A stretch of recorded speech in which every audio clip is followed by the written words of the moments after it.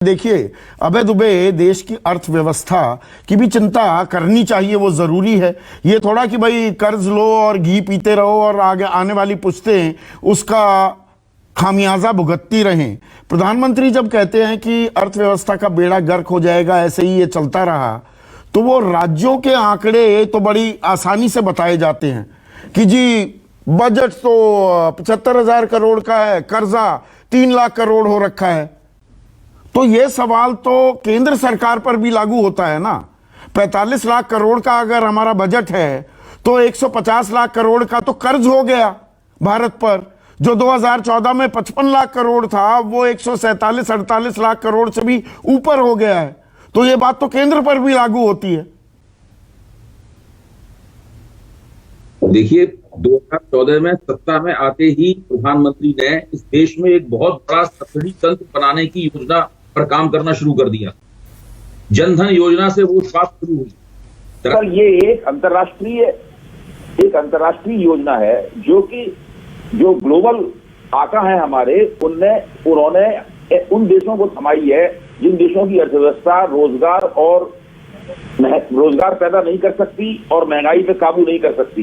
उनको सबसे पहले यूनिवर्सल बेसिक स्कीम की योजना थमाई गई। क्योंकि यूनिवर्सल बेसिक स्कीम का विकल्प कई देशों को पसंद नहीं आया, भारत में भी पसंद नहीं आया, तो उसके बाद में उसकी जगह एक बहुत बड़ा सब्सिडी तंत्र बनाने की योजना बनाई गई। ये मनमोहन सिंह सरकार भी बड़ा करना चाहती थी। अगर 2014 में कांग्रेस जीत जाती तो कांग्रेस भी ठीक यही काम करती जो इस वक्त नरेंद्र मोदी काम कर रहे हैं। अब दिक्कत ये है कि इन्होंने ये सोचा कि जिनको हम सब्सिडी दे रहे हैं ये ऑटोमेटिकली हमारे वोटर बन जाएंगे। तो ये बात इनकी गलत साबित हुई। उन लोगों ने सब्सिडी ले ली, लाभार्थी बन गए। आज अमित शाह कहते हैं लाभार्थियों की एक नई जाति पैदा की है, लेकिन वो स्वाभाविक रूप से अपने आप भाजपा के वोटर नहीं बने। भाजपा के वोटर उस रफ्तार से नहीं बढ़े। फिर उसके देखा देखी तमाम राजनीतिक पार्टियों ने, मुख्यमंत्रियों ने अपने अपने लाभार्थी बनाने शुरू कर दिए। अब हर राज्य में सब नेताओं के पास अपने अपने लाभार्थी है, तो ये लाभार्थियों का कंपटीशन शुरू हो गया बहुत बड़े पैमाने पर। इसलिए जुलाई में नरेंद्र मोदी को याद आया कि वो इसको रेवड़ी कहना शुरू करें। उससे पहले उन्हें भी होश नहीं आया था कि इसको हम रेवड़ी कहना शुरू करें। क्योंकि नरेंद्र मोदी ये मानते हैं कि उनकी बात पर जनता को थोड़ा भरोसा होता है, इसीलिए वो कहते हैं कि भाजपा के अलावा बाकी सब जगह भ्रष्ट है और भाजपा के भ्रष्टाचार का जिक्र नहीं करते। भाजपा के सब्सिडी तंत्र के अलावा बाकी जितनी सब्सिडियां हैं वो सब रेवड़ी हैं और भाजपा की सब्सिडियों का वो जिक्र नहीं करते। तो वो ये दांव खेल रहे हैं। नहीं, इसमें एक मिनट अभय, 1 सेकंड के लिए रोक रहा हूं।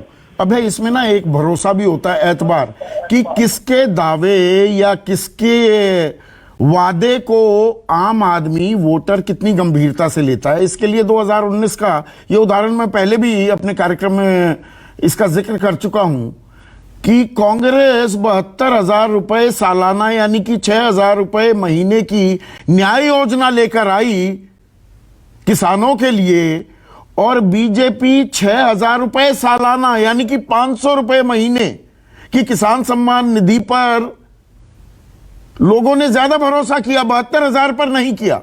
तो बीजेपी या प्रधानमंत्री मोदी क्या इस बात पर बेट कर रहे हैं कि जो मैं कह रहा हूं और जिसे जन कल्याण बता रहा हूं, चाहे कम भी दूं विपक्ष के मुकाबले, भरोसा मुझ पर किया जाएगा? तभी वो लगातार कह रहे हैं कि ये गारंटी देने वालों की गारंटी क्या है। नहीं, आप ठीक कह रहे हैं। नरेंद्र मोदी को ये दिख गया है कि कर्नाटक में उनकी पार्टी ने भी तो बहुत सारी रेवड़ियां बांटने का ऐलान किया था, लेकिन कांग्रेस द्वारा जो ऐलान किया गया उस पर लोगों ने ज्यादा भरोसा किया।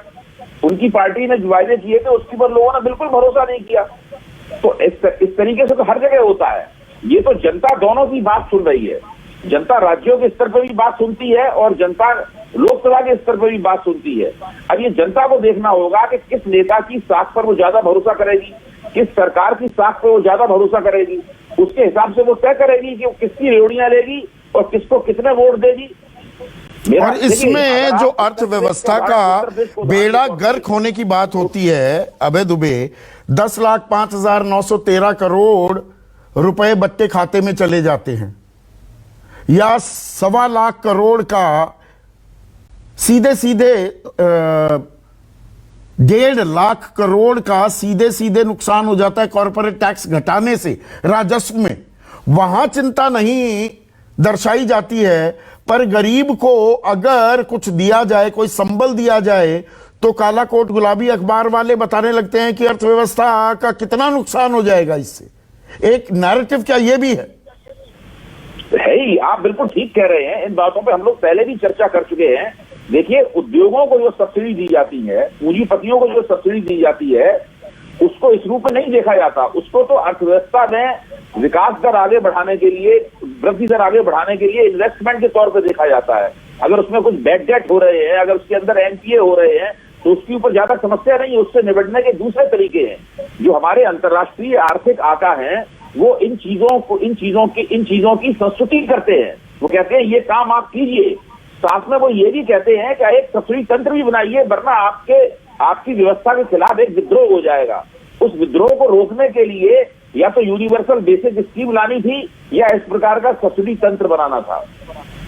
अब दिक्कत की बात यह है कि भारत में सब्सिडी तंत्र बनाने के साथ में नेताओं ने, इसमें मोदी जी भी शामिल हैं, उन्होंने सोच लिया कि जिसको हम सब्सिडी दे रही है वो हमारा वोटर हो गया, हमारा एहसानमंद हो गया, जो हो नहीं रहा है। वही तो मैंने सवाल भी यही रखा कि ये दिल मांगे मोर। अब वोटर कह रहा है कि अच्छा ये दे दिया, अब आगे क्या दोगे? और इस देने में जब ये कि जी बजट गड़बड़ा जाएगा, यहां पर अरविंद केजरीवाल दिल्ली सरकार का उदाहरण देना भी जरूरी हो जाता है। 30,000 करोड़ का जो बजट था कुछ साल पहले तक, उसका साइज बढ़कर 70,000 करोड़ हो गया है। तो ऐसा नहीं है कि बेड़ा गर्क होना जरूरी है अगर आप फ्री की शिक्षा या फ्री का स्वास्थ्य सुविधाएं मुहैया कराते हैं।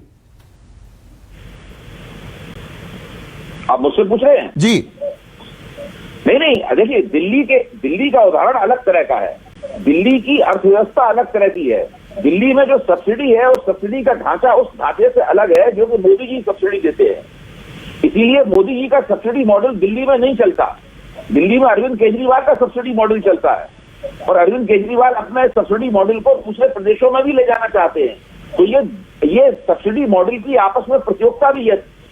इसीलिए उस पर ये दिल्ली मॉडल है। नरेंद्र मोदी का मॉडल अलग तरीके का है। दिल्ली में इतनी सब्सिडी देने के बावजूद भी बजट में उनको फायदे का बजट देने में उनको कोई दिक्कत नहीं है, लेकिन दूसरे राज्य इसको नहीं झेल पाएंगे। तो इसलिए नरेंद्र मोदी ये जो बात कह रहे हैं, उसके पीछे कई तरह की कुंठाएं हैं। पहली कुंठा मैंने आपके सामने जिक्र किया कि जो सब्सिडी लेते हैं वो आपको बदले में वोट नहीं देते, कुछ देते हैं कुछ नहीं देते वो। दूसरी कुंठा ये है कि दिल्ली का मॉडल जो है सब्सिडी आधारित है, लेकिन वो उस तरीके से दिल्ली की जो वार्षिक अर्थव्यवस्था है, जो बजट है, उसको नुकसान नहीं पहुंचा रहा है, जबकि दूसरे राज्यों में और केंद्र में वही चीज बहुत ज्यादा नुकसानदेह साबित हो रही है। इस तरह की कई समस्याएं हैं जो नरेंद्र मोदी देख रहे हैं, और उनके हल की उनके पास कोई बंदोबस्त नहीं है। तो क्या